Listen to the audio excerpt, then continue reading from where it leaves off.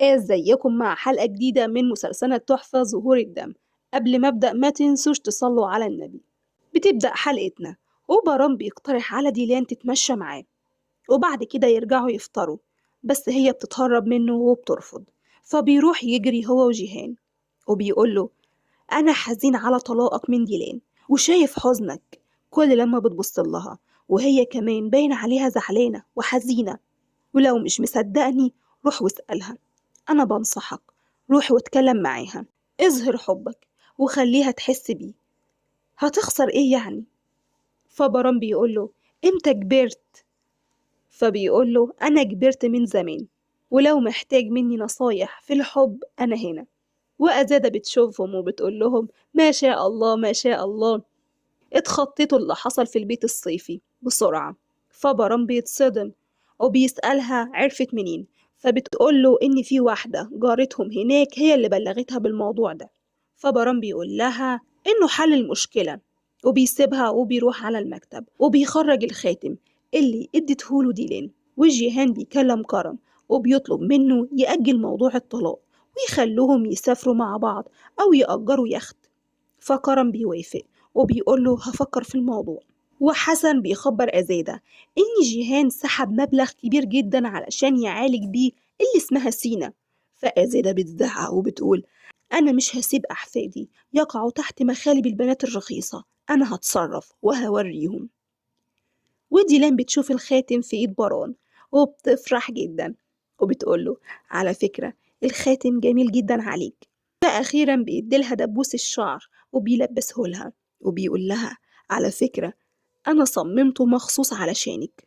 فديلان بتقوله إنها أول لما شافته عجبها جدا، وبتمسك إيديه وبتقوله: هعترف لك اعتراف، أنا قلت لك قبل كده إني اشتريت الخاتم ده علشان أقنع العم بيرفان إن جوازنا حقيقي، بس في الحقيقة أنا اشتريته علشان عجبك. فبيسألها ليه خبت عليه. وديلان بتيجي تتكلم فتليفونه بيرن وكرم بيقوله إن في موضوع مهم عايز يكلمه فيه هو وديلان. وديلان بتلبس السلسلة وبتسمع كرم بيقول لباران: إيه رأيك بعد ما تتطلق تسافر وتغير جو وتنسى اللي حصل؟ فديلان لما بتسمع كده بتتصدم وبتدخل المكتب. وكرم بيقول لهم إن في اجتماع مهم لباران في يوم الطلاق، فلو ممكن يأجلوه. فديلان بتقول لنفسها: الأفضل ما يتأجلش علشان ما يتأخرش على عطلته. وباران بيقول لنفسه: ممكن تكون دي آخر فرصة علشان نتغير. وديلان بتصدمه وبتقول: مفيش داعي للتأجيل. وباران بيقول لنفسه: فهمت كل حاجة غلط، حزنها وتوترها كل حاجة فهمتها غلط. وبيقول لكرم: مش مهم الاجتماع، أهم حاجة الطلاق، الطلاق لازم يحصل في أسرع وقت وكل واحد يروح في طريقه. وبتروح على أوضتها. وباران بيقول لنفسه: إيه اللي حصل خلاها تتكلم بالطريقة دي؟ وداريا بتفضل تلح على فيرات علشان يتجوزوا ويتحدوا ويسيب قلبه، وبتقوله: انت معايا ولا لأ؟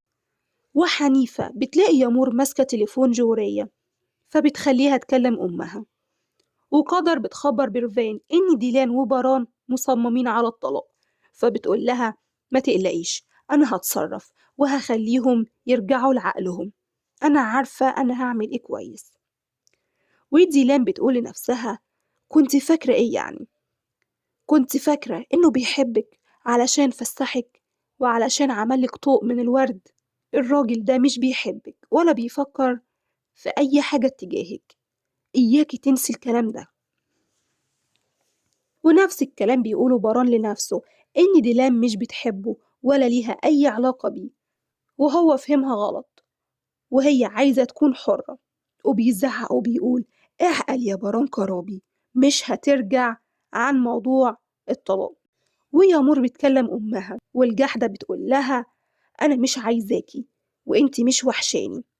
فالبنت بتقول: بس انتي بعتيلي رسالة وقلتيلي إنك بتحبيني وخايفة عليا وهتيجي تاخديني. فبتزعق وبتقول لها: أنا ما بعتلكيش حاجة واوعي تتصلي مرة تانية أوف، وبتقفل السكة في وشها. فيامور بتفضل تبكي وتقول: أمي مش عايزاني.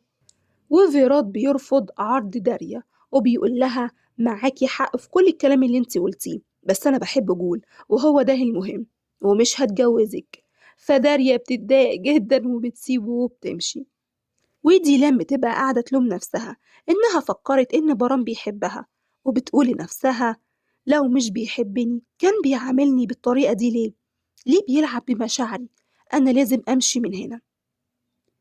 وبرام بيقول لنفسه في الآخر هتسيبني وتمشي، بس لازم أخليكي تعيشي أوقات جميلة معايا علشان ما تنسينيش. وديلان بتروح له المكتب وبتقوله أنا هروح عند بيت بابا. فبيتصدم وبيقول لها ليه فجأة كده؟ فبتقوله إحنا خلاص هنتطلق، فليه أفضل هنا؟ إيه السبب؟ فبيقول لها علشان إنتي لسه من عيلة قرابي. وفجأة تليفونه بيرن وفي حد بيخبره إن بيرفان تعبانة وعايزاه ضروري، هو وديلان. وبتخلص حلقتنا. لو عجبكم الفيديو ما تنسوش تدوسوا لايك والاشتراك في القناة وتفعيل الجرس على الكل ليصلكم كل جديد. استنوا حلقة جديدة وملخص جديد، والسلام عليكم.